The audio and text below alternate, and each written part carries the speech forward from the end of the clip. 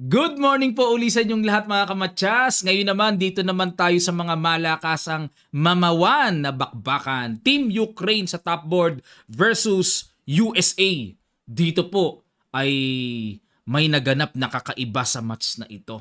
Okay, at bago tayo mag-analyze sa bakbakang legendary Vasil Ivanchuk versus Super Grandmaster Wesley So, ay kinukongrats uli natin ang ating bagong Grandmaster na si GM Daniel Quezon. Ayan, very big congratulations. Medyo napuyat si Coach kasi in-interview natin siya kaninang madaling araw dito alas 3. Doon po ay 8 p.m. Pero napakasaya natin at tayo ay pinaunlakan ni Denden para sa maikling interview. Okay, posted lang po sa YouTube sa mga di pa po nakakapanood. Ang ginawa ni Chucky, nag D4, Knight F6 si Wesley, C4, E6, Knight C3, pinasok ang Nimso Indian Battle at nag Queen C2, Castle, A3. Ayan, talagang obligadong capturein ang Knight kasi pag bumalik pa po ay masasayang lang ang tempo.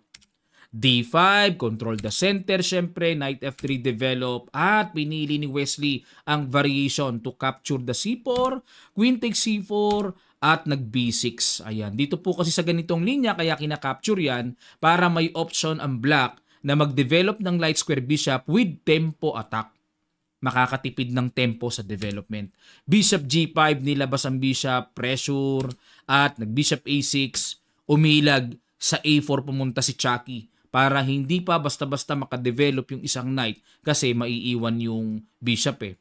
Nag-queen D7, naghamon ng queen to queen si Wesley at malakas si Wesley pagka sa mga laban na walang queen kung inyo pong naobserbahan at napansin sa mga nakaraang laban. Umilag, nag C5. Ayan, at kumapture, rook C8 para babawiin din naman at nag-rook D1, inatake muna ang reyna, queen E7, Queen A4, ayun, bumalik sa square na ito para talagang hindi makadevelop yung knight, no? At nag-B take C5, dito po lumabas ang novelty. Dahil sa old line, Queen take C5 ang palagi ang ginagawa dyan. Okay? B take C5, nag-H4. Yun ang kakaiba. Ba't nag-H4, ano? C4, Rook H3. Talagang kakaiba ginawa ni Chucky, ha? Pang Thunder's veteran moves ang mga diskarte.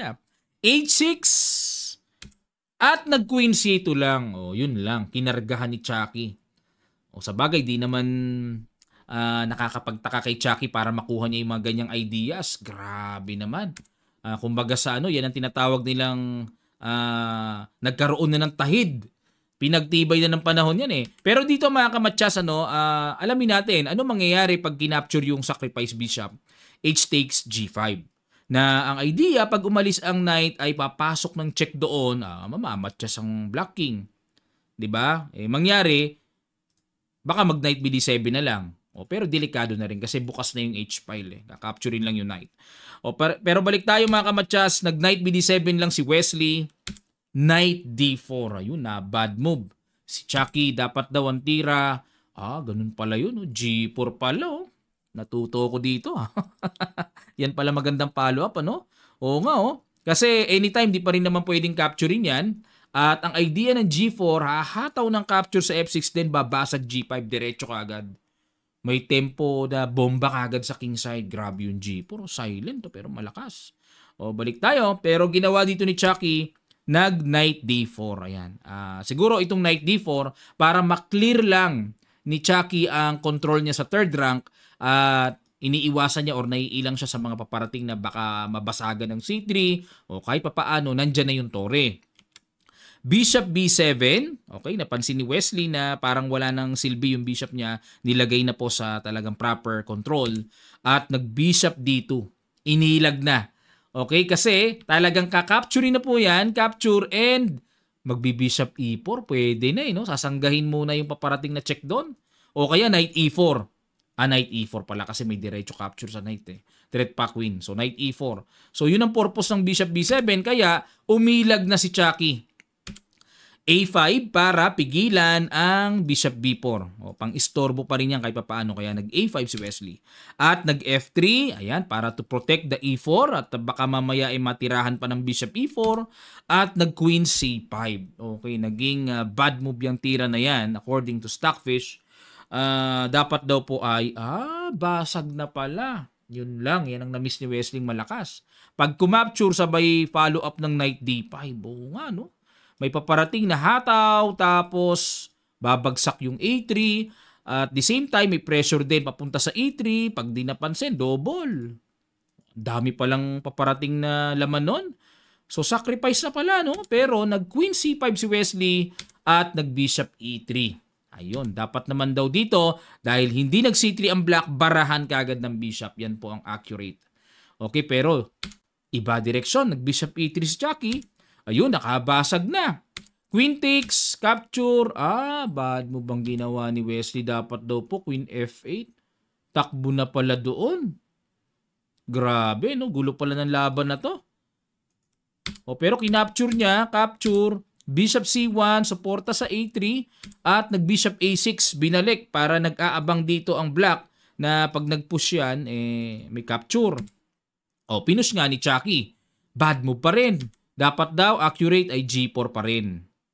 Okay, para babasag G5, no?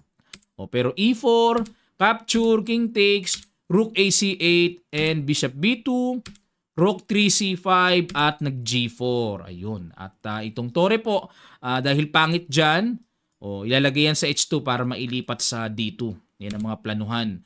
Knight B6, nakakailang din. May with the idea, no? Punta sa A4 o kaya sa C4, nag-rook H2 na, knight C4, and nag-king E1 para makaiwas dito sa paparating na check, double. Okay, at kinapture na ang bishop, capture, rook C3, threat sa pawn, nag-A4, rook A3, sinundan, at nag-rook B6 si Chucky. Ano idea ng rook B6? Rook D8. Teka muna mga kamatyas, no? Wala naman threat sa E6. Pag kinapture ito, ano gagawin? Knight C6. Idea ay to play knight E7. Tapos, halimbawa, mag-rook C7, kung check naman, angat lang, mag-rook D8 check, pag nag-king H7, mag-H5. Okay, may mga ganong sundot. Mamatyasin sa ilalim ang black king. Okay? Ayan, pero nag-rook D8 dito si Wesley pin muna. At nag-rook B5, tiniret ang pawn. G6? Bakit na naman hindi kinapture yung pawn sa A4? Ano meron? Knight C6. Grabe naman, hanggang dulo naman pala ito. Pag kinapture ito, capture, anytime mababawi yung pawn sa A5. Grabe mga veteranong mga bitaw ni Chucky, no? So nag-G6 lang si Wesley. Knight B3. Ayan, para i-threat na ang pawn sa A5. Rook C8. Umiwas sa rook to rook. King E2. Rook C4. Rook D8 check. King G7. At nag-G5. Ayun. Nako dito mga kamatyas. May brilliant move na ginawa si Wesley. Surprise ito. Pakiguess nyo. Sa ilang sandali lang, tutuloy kaagad natin. Start.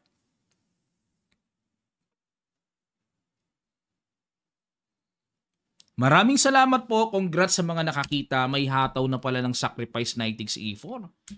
Kumapture muna sa H6 check. King takes, F takes E4. Rook takes E4 check. King F2 at nag-rook takes A4. Pero slightly better lang naman ang black. Ang plano dito sa endgame na ito ay kahit may knight ang puti, pero pag nawala yung H4, nako, 3 connected pass pawns yan. Knight D4, Rook A2 check, King G3, Rook 4 A3 check, Knight F3, sanggalang, at nag-Rook E2. Yun lang mga kamatyas. Hindi lang masasabing bad move ang ginawa ni Wesley, Hindi lang bad move yan kasi ang laki ng evaluation bar na inangat. Dapat pala ay King G7. Yan pala dapat ang tira. Naku po, kasi one piece pa rin yan kahit papaano Dapat masustain ni Wesley yung compensation. Rook B7, threat sa pawn. Rook E5, bumi si Wesley, bumigay bigla. Rook takes, naku po, may threatening Rook H8 matchas. G5, obligado para may extra square. Nag H5, naku, mamatchasin pa rin. King takes H5, dito po mga kamatchas. Grabe, natuluyan si Wesley. What a big upset from a legendary Chucky. Rook F6. Matchas, sugswang. Mag-Rook H8, sugswang oh. Walang pamigil. Liban na lang ibigay ng tore ang sa knight, no? Eh baka makaalpas pa pero talo na rin talaga. Dalawang tore yan eh. Grabe, big upset ang nangyari sa Team USA dahil ito po ang naging resulta. Fabiano Caruana panalo kay Volokitin. Wesley na upset ni Chucky. Dominguez natablahan. At sa board 4, ubos si Robson kay Anton Korobov na nagresulta po sa 2.5, 1.5. Ang sakit ng resulta nila, mga kamatchas.